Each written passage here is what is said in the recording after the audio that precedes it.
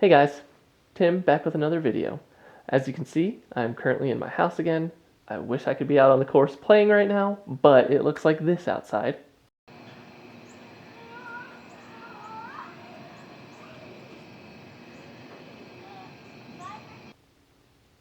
So, shoot.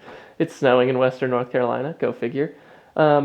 So I'm here today to talk about the new bag that I'm going to be using for I don't know how long yet. Maybe it'll be a while, maybe it won't. Maybe I'll start mixing this bag in with my other bags. I've got 11 discs from a company I've never thrown before. I bought these discs myself, so I couldn't go too crazy because, financially that would be a little rough, but especially if I end up hating this brand. So without further ado, let me introduce you to the new brand that I'm going to be throwing, Prodigy. Yeah, and there you have my putting putter. I was on the bandwagon. I was pretty much hating on Prodigy for a while, and I never really knew why. I just was like, well, this is the cool thing in disc golf to not like Prodigy, but I didn't really understand why because I never really threw them. I'd heard about plastic inconsistencies and flashing, and I will let you guys know if any of these discs that I got here have flashing on them.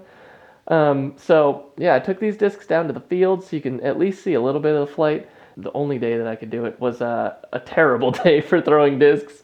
There had to be like 20, 25 mile an hour gusts. It was 23 degrees. The wind chill was 12, so I was not a happy camper out there.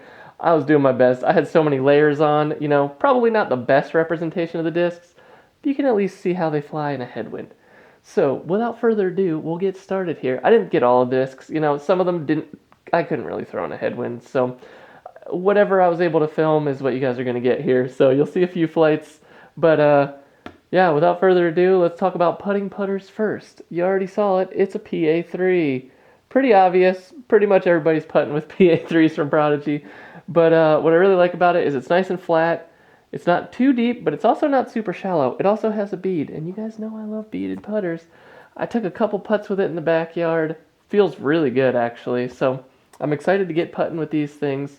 Should be a lot better than that first video you saw me putting with the Clash Discs butter. So, yeah, that's going to be my putting putter. PA3 in 300 soft plastic. Not super soft, not super gummy, but it does feel really nice. The grip feels amazing. So, that's my one putting putter. I also got a couple of throwing putters.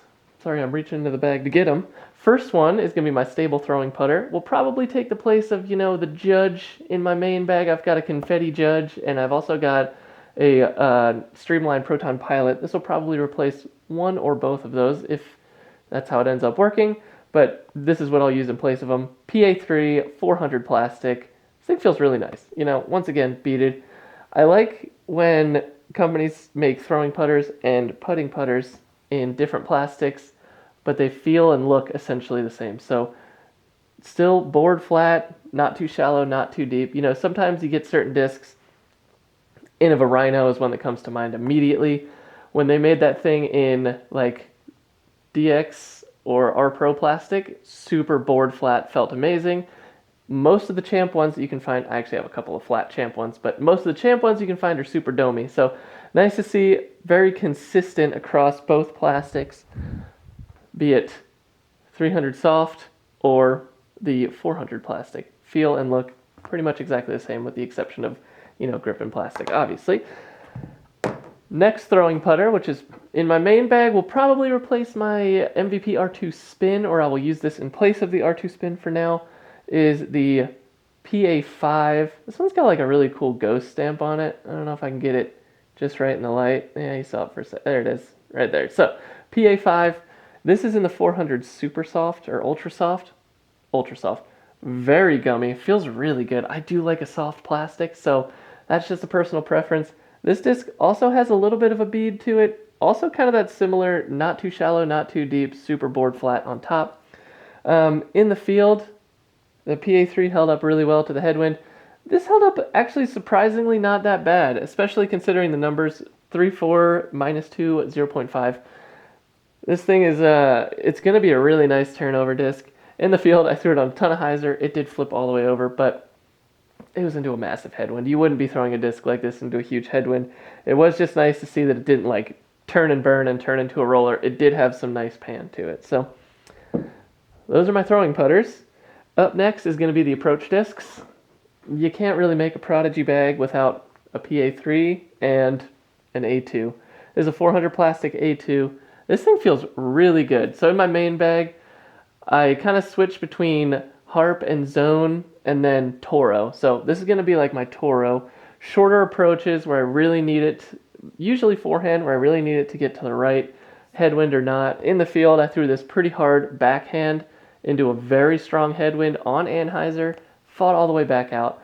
It's not quite a Zone OS, but it's like a little bit more usable in my opinion. The Zone OS is extremely stable and is really only a utility disc. This has a lot more use to it in my opinion, so this is going to be a really good approach disc for me. And then keeping it in the family with the next one, I've got a 750 plastic, or 750. 750 sounds kind of weird. 750 plastic A5. This thing's really pretty. I really like the color. I think it's really cool looking. That light green with the black stamp is really nice. This one in the field, as expected, a little bit straighter than the A2.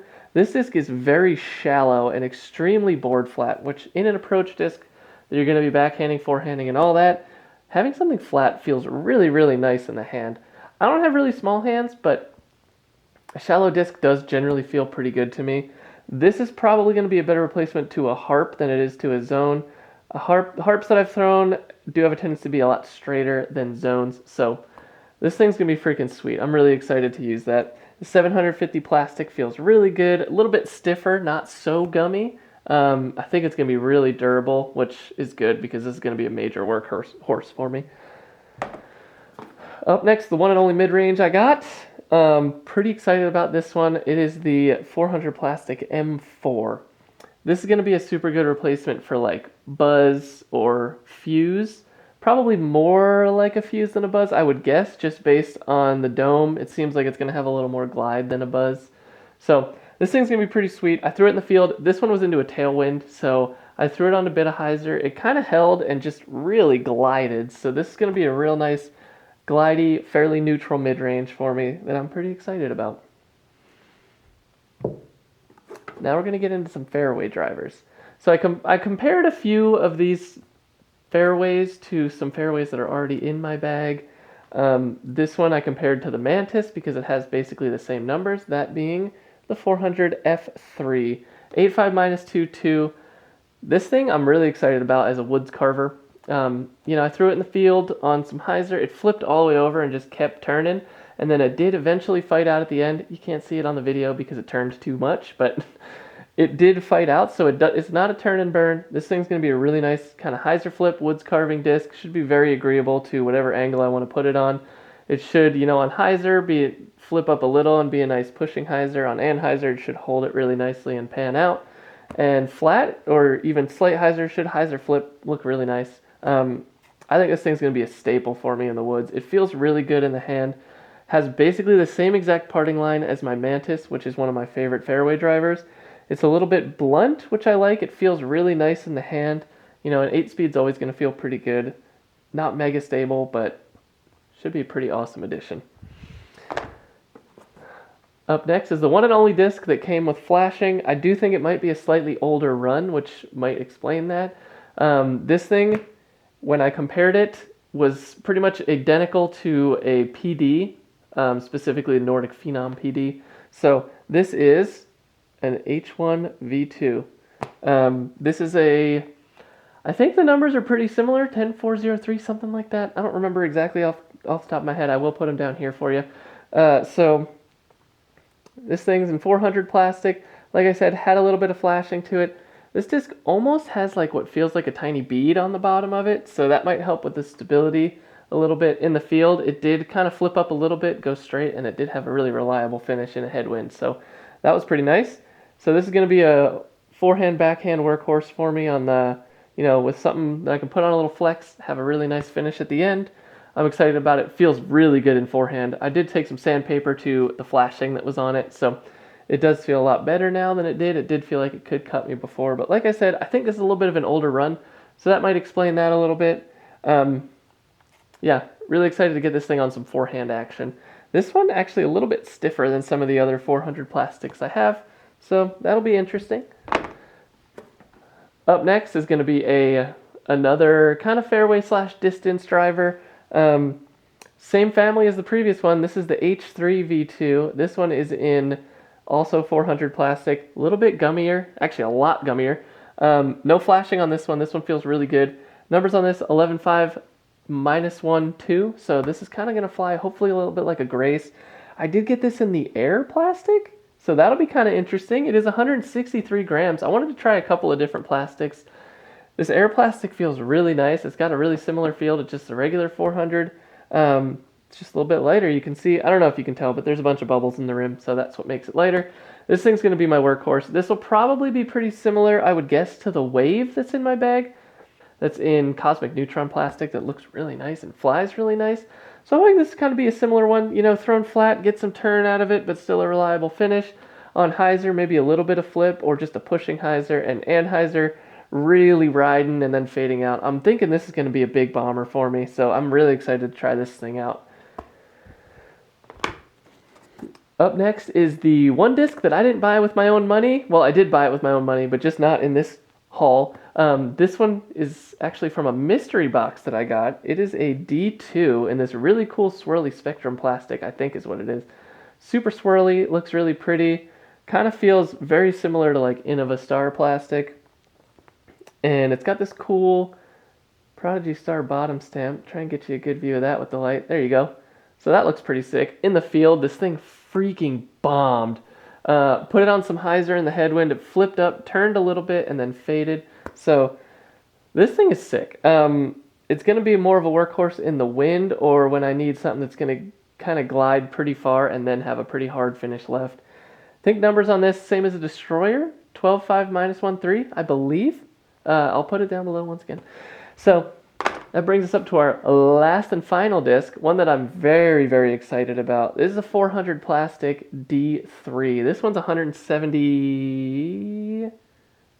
there it is. 174 grams. This one is the most pop top of all the discs. It is definitely domey. In the field, was pretty surprised actually at how much stability it had. I was, it's 13.6 -2 2. I was expecting this to have a lot more turn. It did not in the field. I wasn't throwing super hard because I was wearing like 100 layers and it was freezing, but this I think is going to be a really big bomber for me on holes where I just need to go as far as possible. I think throwing flat or maybe slight hyzer, it will hyzer flip or get a little turn and then fade. I think on just hyzer, it's going to just flip up a little bit and ride, so I think it's going to be a pretty sick disc for me. Like I said, nice and domey, so it should have a ton of glide to it. This should be my furthest flying disc in the bag. Somewhere between this and the H3 V2, I'm sure. But yeah, that's the bag. 11 discs at the moment. I got a few on the wish list that I'm thinking about getting next if I enjoy this first run after a couple rounds on the course.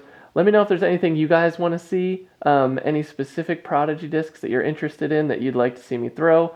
I'll just give you a little bit of a background. I know you guys have seen me throw before, but I did use a tech disc not too long ago, and my average numbers would kind of backhand, 55 to 60 miles an hour and 11 to 1200 spin. So that's kind of your, average MA3, MA2 guy. I can throw a disc kind of far. So you guys can see that. You'll see how these fly based on those stats. So yeah, let me know what you guys want to see. Don't forget to like and subscribe. Make sure you keep an eye out for my next video where hopefully I'll be out on the course if this snow freaking melts. That should come out on Wednesday. So hope you guys enjoyed this video. Like and subscribe. I will see you on the next one. Peace.